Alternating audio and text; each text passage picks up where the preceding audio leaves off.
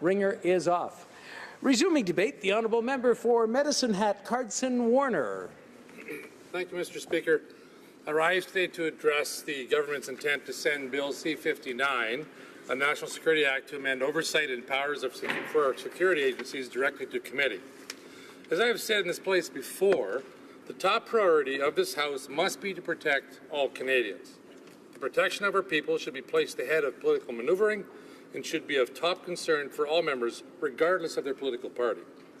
I would hope that the recent request of the Minister of Public Safety to move Bill C-59 directly to committee before second reading as a support of this ideal, that the safety of Canadians comes ahead of political goals. However, I'm left to wonder, is this just a disguised time allocation move?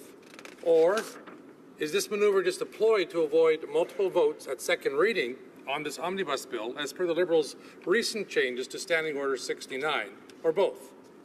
Whether or not this government acknowledges that there are areas of this bill that might be improved is to be determined.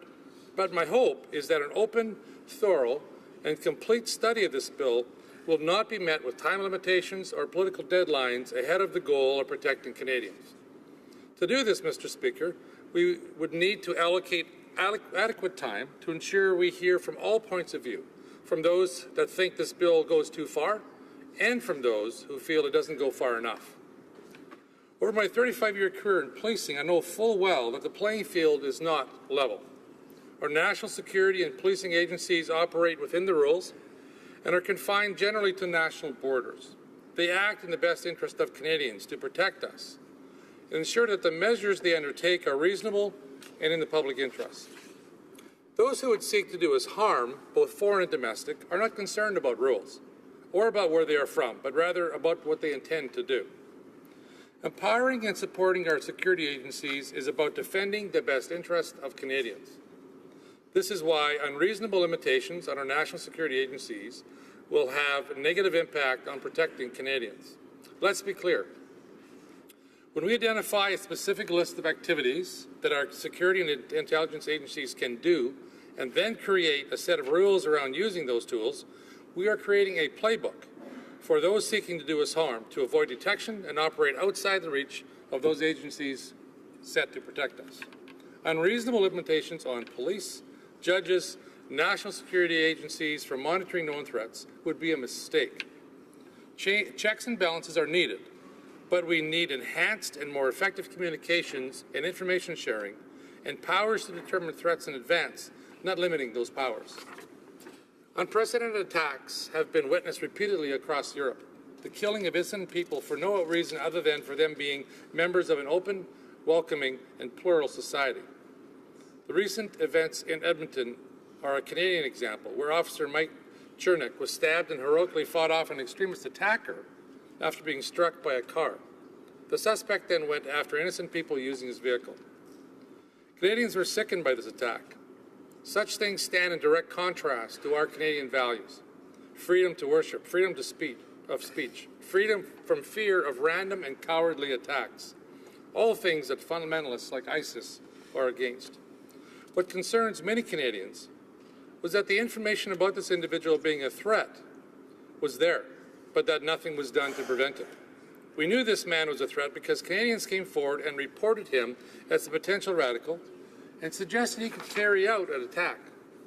Police did interview him, but could not take any further action.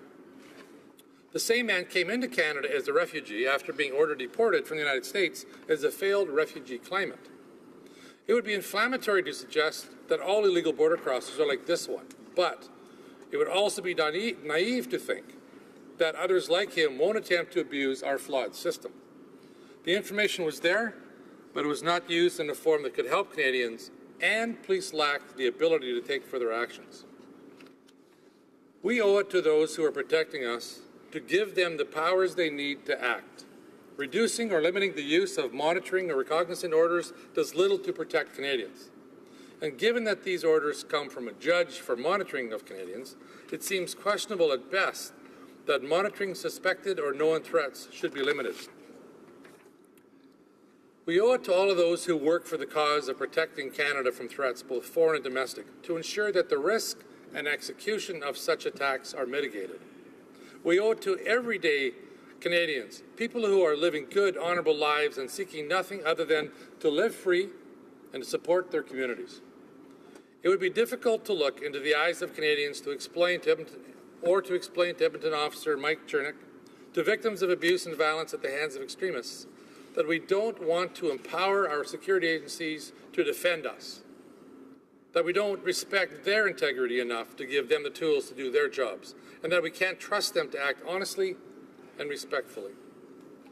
I'm reminded of what our former Prime Minister said in his speech in the wake of the attack on Parliament Hill and the death of Nathan Cirillo, and I quote, "We are also reminded that attacks on our security personnel and on our institutions of governance are by their very nature attacks on our country, on our values, on our society, on us Canadians as a free and democratic people who embrace human dignity for all. But let there be no misunderstanding.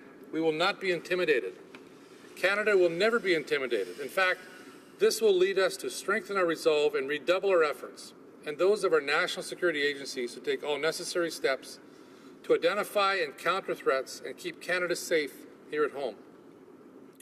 Just as it would lead us to strengthen our resolve and redouble our efforts to work with our allies around the world and fight against the terrorist organizations who brutalize those in other countries with the hope of bringing the savagery to our country, to our shores. They will have no safe haven.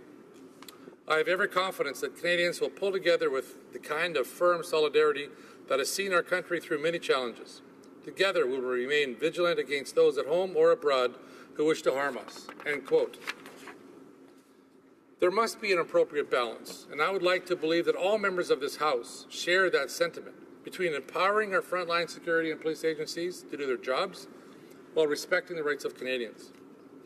Like with our tax system, we compel everyone to provide an honest and accurate accounting of their finances and file it with CRA.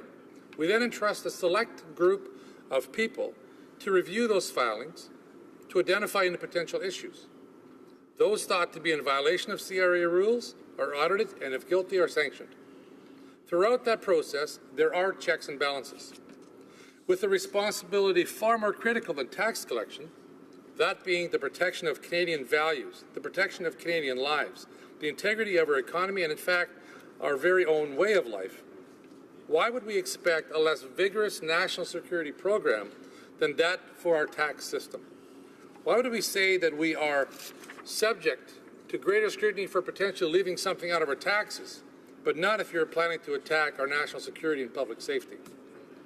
Mr. Speaker, I welcome the opportunity that a thorough and complete review of this legislation represents, a chance to ensure that our police and national security agencies have the appropriate powers to do their jobs to protect us. As a Christian, I am taught and believe in forgiveness, but nowhere does my faith say that we allow others to be vulnerable or allow ourselves to be vulnerable and become victims to those who would do us harm.